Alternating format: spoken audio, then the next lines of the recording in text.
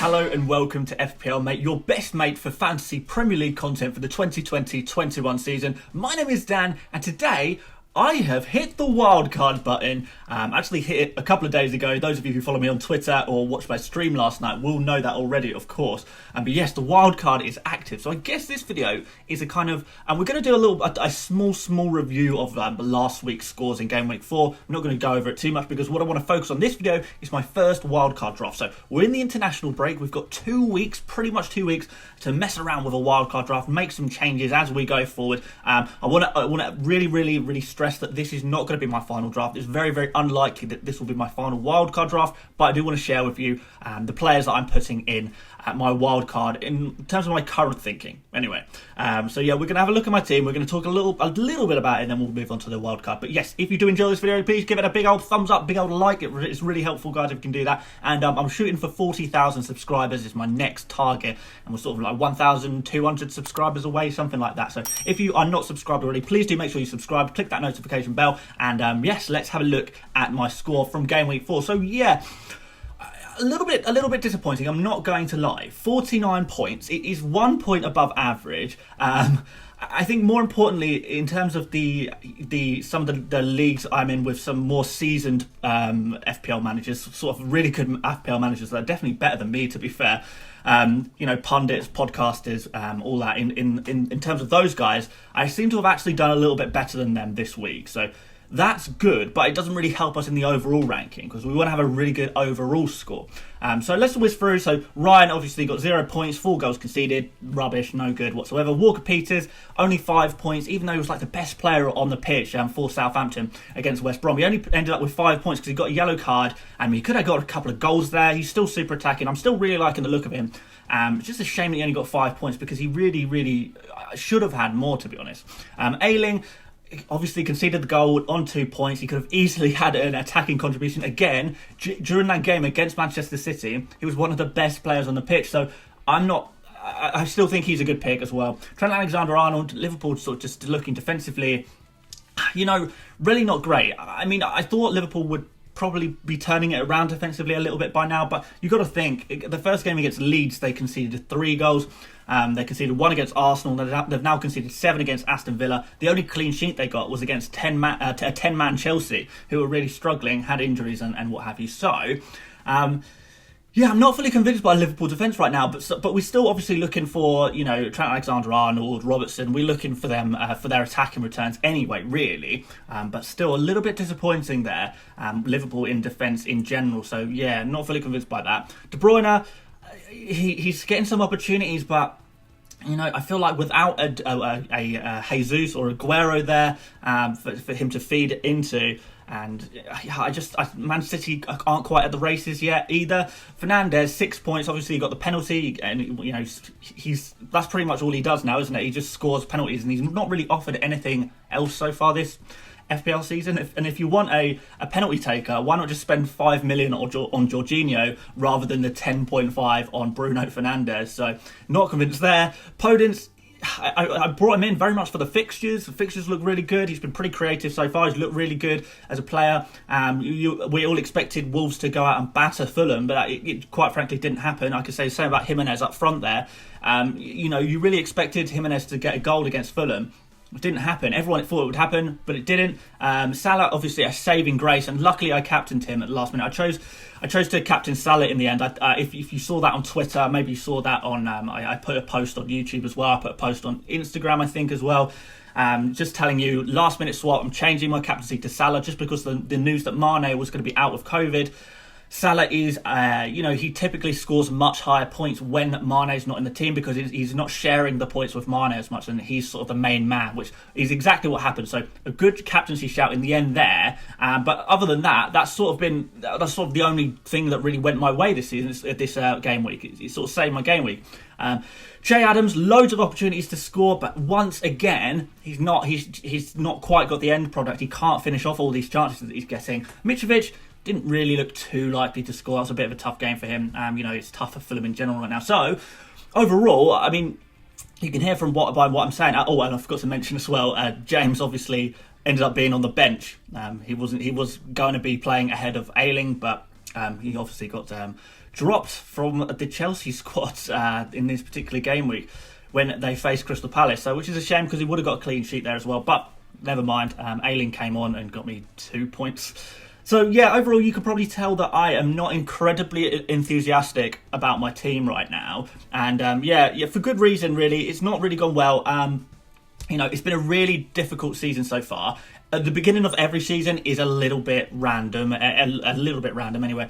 But this season it seems like there's been some real wacky results. It's just been a really wacky season so far. So obviously, I'm wildcarding. I need to sort of try and improve on what's happened so far because 2 million, overall rank is just, it's not good enough. It's not a disaster by any stretch of the imagination. I mean, sort of in game week 2025 last season, I was around 800,000 and I ended up finishing 62,000. So it's very much a case in FPL of how you manage your team long term. Anyone could get a good start, anyone could get a bad start, but it's about how you adapt and how you manage your season going forward. And that's what I'm going to try and do. And there's going to be wholesale changes. I wouldn't be playing my wildcard unless I wanted to make a huge amount of changes to my team. So there you go. There's my team for reference. This is what it was. And now you're about to see just how different it is. And for the record, I think I've changed 11 out of 15 players on my wildcard. So this is very much worth it for my wildcard. And yeah, we're going to try and pick up on the patterns that have been there and try and have an improvement to our FPL season. So we've got enough data now. We've got an international break, so plenty of time to make changes. If there's any injuries, if any final transfers go through, we can adapt to those transfers. Good time to wildcard. Really good time to wildcard. So let's have a look at my wildcard team. So we'll start off in goal with Emi Martinez. Emi Martinez has obviously been really, really impressive for Aston Villa. Aston Villa defensively have been an improved side since before, after the break last season, towards the end of the season, really improved defensively. Now they've got a really good goalkeeper in there as well, Martinez. He's sort of making a lot of saves. He's keeping them, he's keeping them in games in difficult times. But in general, the Aston Villa defence are doing really well. So we're going to capitalise on that, and we're gonna just stick him in there. Even though his fixtures aren't amazing, they're certainly not bad. They're not like dreadful fixtures by any stretch of the imagination. And he's looking really good. And I back Aston Villa to keep a few more clean sheets because they have already got 2 clean sheets. They've got a really good defensive record sort of over the last 6 months, I guess. So happy to go for Aston Villa at the back there. Moving on into defence, and we're going to go for Robertson as the first defender. Yes, it's not Trent Alexander-Arnold, it is Robertson for 0.5 million cheaper. I want to spend less money on defence really because there's not been as many clean sheets really as we would have perhaps expected. So really with defenders, we want to go for attacking defenders and, pay as little money as we can really whilst trying to get some real good attacking returns from them. So Robertson is an example of that. He's been playing, I would say, slightly better than Trent Alexander-Arnold so far this season. So, if you can have the slightly more informed player for 0.5 cheaper, then I think that's pretty much a no-brainer, especially when Liverpool's defence aren't doing so well recently. Robertson is still looking really nice going forward. He's sort of taking some corners. He's sort of, having some really good attacking opportunities there as well. So he's looking really good. And I probably would recommend right now, if you're on a wild card, going for Robertson ahead of Alexander-Arnold. We'll move on to the next defender. And this is a little bit knee-jerk, I think. But, it's a wild card. Let's have some fun. It's Chilwell.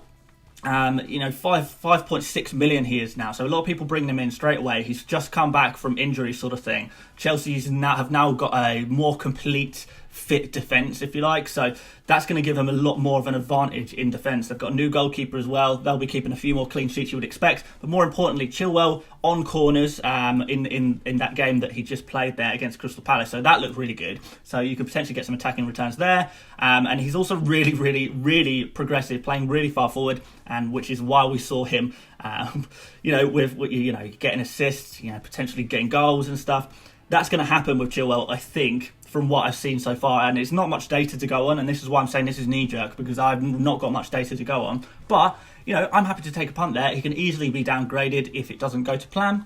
But yeah, why not? Let's just go for him. Let's see what happens there. And then finally in defence, I've got Ayling. I've spoken highly about Ayling pretty much all season. I I'm not picking him because because of what he's already returned in terms of points. I'm picking him because I really liked what I've seen with Leeds. Leeds actually they're only really conceding as many goals as they are because they're conceding so many penalties. So if they can stop conceding so many penalties, which is a possibility, especially if, the referees are a little bit more lenient with penalties, that could mean some more clean sheets for Leeds. So, and at the same time, like I said, Ayling is looking really attacking. Him and Dallas, they really bomb up the field. They really look like they can get goal contributions. And it's only a matter of time before Ayling does get a goal contribution. So I am going to be sticking with him in my team. And 3.9% ownership is quite a nice differential as well. Moving on into midfield, and Salah keeps his place. He's one of, alongside Ayling, one of the few players who actually keeps their place in this team. So, he's never really turned it off, has he? He's one of the few players who have sort of performed as well as we all expected them to be fair. So, he's doing really well, and sort of, I would say, if I had to predict right now, I would say Salah probably ends this season on the most points out of all players in FPL, because he has been really good. He's been, his usual greedy self. He really wants to get some goals. He's always got that assist potential as well. His stats look really, really good as usual, and he's just a constant captaincy option. So you have to have, 1, 2, 3 players, maybe 4 players in your team that you are constantly comfortable with captaining. And Salah is a really good player that you can just pretty much captain on pretty much any game week. There's not too many game weeks that you would be saying, no, I don't want to captain Salah. So for that reason, he's a really good option. He's a really good player to have in your team, sort of for so many different reasons. His price seems to be rocketing as well, so a lot of people interested in bringing Salah in. And then next off is Son. Yes, I have done a 180 on the Son versus Bruno. I've not been impressed with Bruno so far. Like I said, he's pretty much so far only been good for penalties, so just go for a Jorginho if you want someone who's just good for penalties. So instead we're going to go for Son. I still think that, Bruno will still get a similar amount of points to Son come the end of the season, but right now Son is quite frankly in vastly superior form. Now we know that he's fit and ready to go. His fixtures over the next 4 look pretty good. West Ham, who I know they're doing quite well at the moment, but on paper it's a good fixture, and it's a derby match as well, so who knows what could happen. Usually goals in these games. Burnley really struggling. Brighton, they've just come off the back of conceding 4 goals. West Brom are conceding goals for fun as well. So really nice fixtures for Son there. So happy to bring him in whilst he's in form. He's playing pretty much as the most attacking player in that Spurs team. Kane is arguably the creator for Son, where you typically expect it to be the other way around. But Son has also got real good assist potential there as well, looking at the stats. And he looks very good for a goal. And he's been scoring for fun, hasn't he? So there's no way I can't have him in my team. He's got to go in the team. He's got to go in the wild card. So next up is James Rodriguez.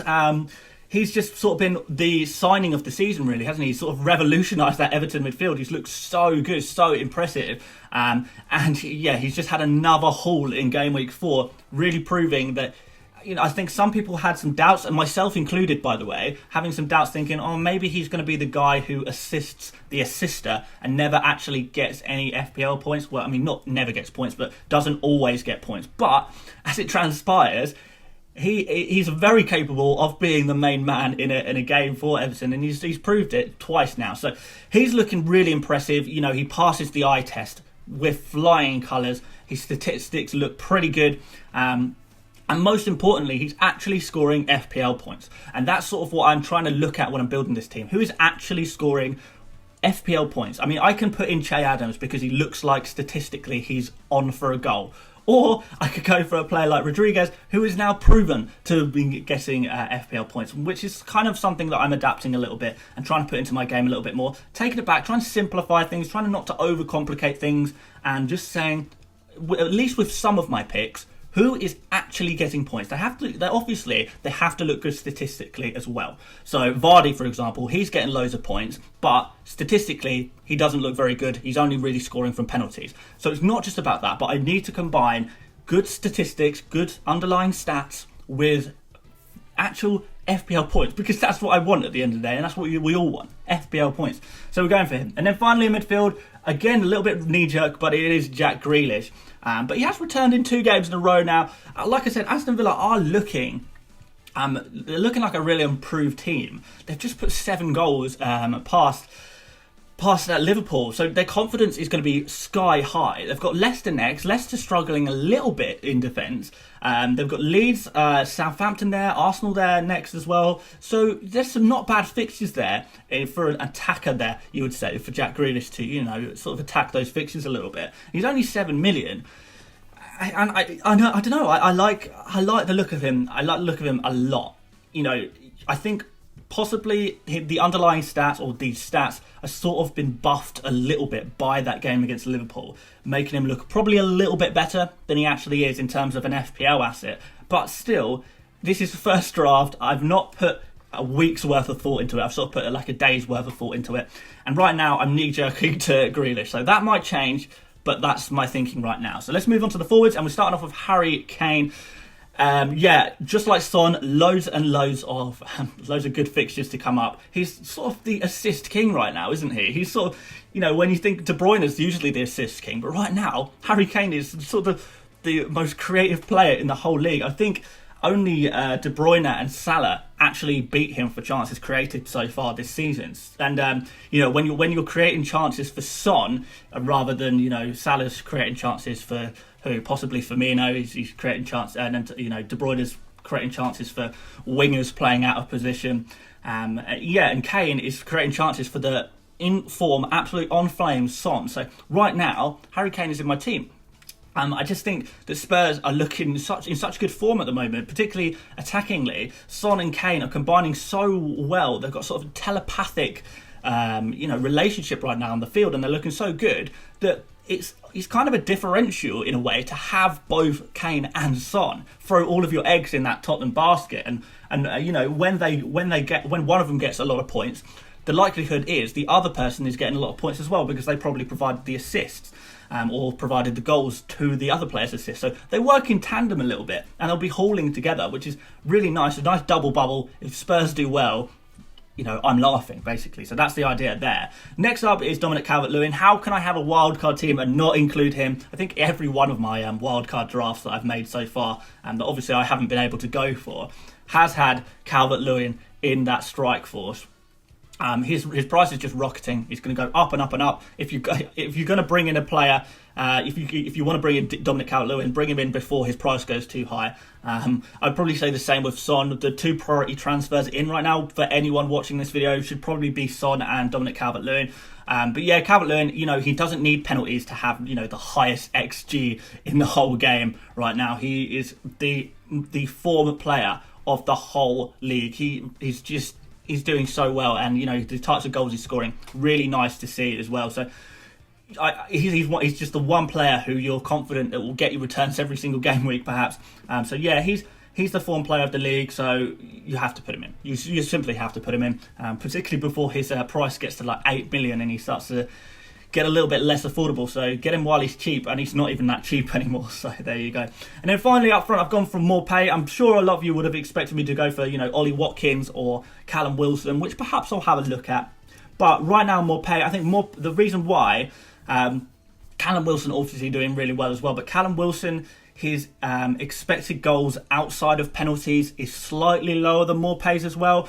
I also slightly prefer Brighton as an attacking team, to be fair, as well. Newcastle, I don't have full confidence in as a team going forward. They're going to have the occasional really nice scores, obviously, but I think Brighton can provide a little bit more consistency when it comes to being a solid attacking team. Morepay, obviously, the star of that attacking show, perhaps Trossard as well, you could put up there in that category. But Morepay, he's getting opportunities, he's scoring goals, he's the guy on penalties for Brighton, so you've got a penalty taker there, which is obviously really useful. So he's ticking a lot of boxes for me, and he's only 5% owned as well, which I really, really like because there's a bit of a differential there. His fixtures look good: Crystal Palace, West Brom, Tottenham. Tottenham still have shown some fragilities at the back, so let's not beat around the bush there. They might be good going forward, but definitely goals to be conceded by Tottenham. And then Burnley at home as well. Burnley in a not such great place at the moment. So really nice fixtures for Brighton, really nice fixtures for Morepay. Great differential. He's in the team as things stand. And then moving on to the bench, we'll do this super quickly. So Forster, 4 million goalkeeper, just cause. Alan Saint-Maximin, 5.3 million. I think that's probably why he's in my team right now, is because 5.3 million is so cheap for Alain Saint-Maximin. But of course, you can go for someone like Soucek instead there if you like. Maybe Jorginho, someone like that. You know, there's nothing is completely final in this team whatsoever. But as things stand, 5.3 million for Alain Saint-Maximin seems like such a bargain. You know, especially off the back of a huge score like that. So yeah, we'll put him in. Kyle Walker-Peters, like I was saying earlier in the video, he has really impressed me a hell of a lot. So yeah, very happy to keep Kyle Walker-Peters in my team. As you know, there might not be so many clean sheets for Southampton, but what we can guarantee is that Kyle Walker-Peters will be the most attacking defender in that Southampton team. He will always be looking to get assists. He'll be always looking to shoot and potentially get goals. He had a couple of really nice shots in his last game against West Brom. Could have got a goal there. Could have easily got a goal, Kyle Walker-Peters. So I'm really liking the look of how far forward he is pushing and attacking. So he's a player I really want to have. And then finally, Ferguson. I've spoken about Ferguson so many times. I'm not going to try not to repeat myself, but long term, Ferguson looks like a really good 4 million defender. I don't need someone who's I don't need a 4 million defender that's going to be playing right this second.